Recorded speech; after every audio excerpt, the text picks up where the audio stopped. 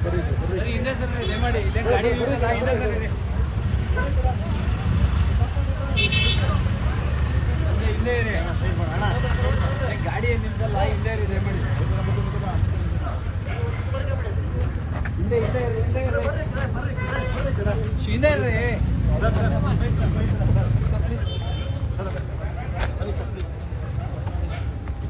ಏ ಈ ಕಡೆ ಬರ್ರಿ,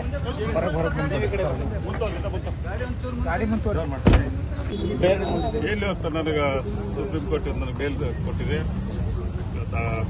ನಾನು ರಿಲೀಸ್ ಆಗಿದ್ದೇನೆ. ನನಗೆಲ್ಲ ನಮ್ಮ ಜನ ಇವತ್ತು, ಯಾಕಂದ್ರೆ ನನ್ನ ಕ್ಷೇತ್ರದಲ್ಲಿ ಒಬ್ಬ ಶಾಸಕರಿಂದನ ಸಾಕಷ್ಟು ತೊಂದರೆಗಳಾಗಿದ್ದವು.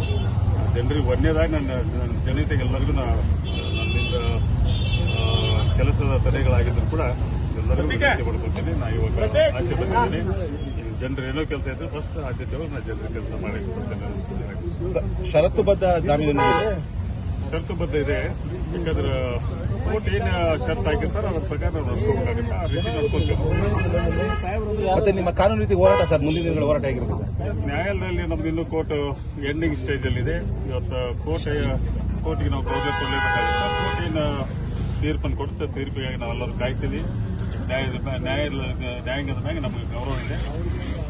ಅಷ್ಟೇ ಏನು ಹೇಳಕ್ಕೆ. ಸರ್, ನೀವು ಜೈಲಲ್ಲಿದ್ದಾಗ ಡಿ ಕೆ ಶಿವಕುಮಾರ್ ಸಹ ಬಂದು ಭೇಟಿ ಮಾಡಿದ್ರು ಸರ್. ಆ ಭೇಟಿ ಏನು ಅಂದ್ರೆ ಏನೋ ರಾಜಕಾರಣ ವಿಚಾರವಾಗ ಸಹಜವಾಗಿ ಭೇಟಿ ಆಗಿಲ್ಲ. ಯಾಕಂದ್ರೆ ಯಾರೋ ಒಬ್ಬ ಪಕ್ಷದ ಒಬ್ಬ ಶಾಸಕನಾಗಿ ನಾವು 2-3 ಮಂದಿ ಶಾಸಕರು ಒಳಗಿದ್ದರಿಂದ ನಮ್ಮನ್ನೆಲ್ಲ ಬಂದು ಭೇಟಿಯಾಗಿ ನಮ್ಮ ಕ್ಷೇಮ ವಿಚಾರ ಮಾಡೋದು ಅಷ್ಟೇ ಸರ್. ಒಂದು ಕಡೆ ರಾಜಕಾರಣದಲ್ಲಿ ಕುರ್ಚಿ ವಿಚಾರವಾಗಿ ಗಲಾಟೆ ಆಗ್ತದೆ. ವಿಚಾರ ಏನು ಗೊತ್ತಿಲ್ಲ. ಅದೇ ವಿಚಾರವಾಗಿ ಬಂದು ಡಿ ಕೆ ಸಾಹೇಬ್ ಆ ವಿಚಾರಕ್ಕೆ ಏನು ಬಂದಿಲ್ಲ. ಜಸ್ಟ್ ನಾವೆಲ್ಲ ಇದಕ್ಕೆ ಬಂದು ಭೇಟಿ ಕೊಟ್ಟಿದ್ದೇವೆ. Thank you. Thank you sir.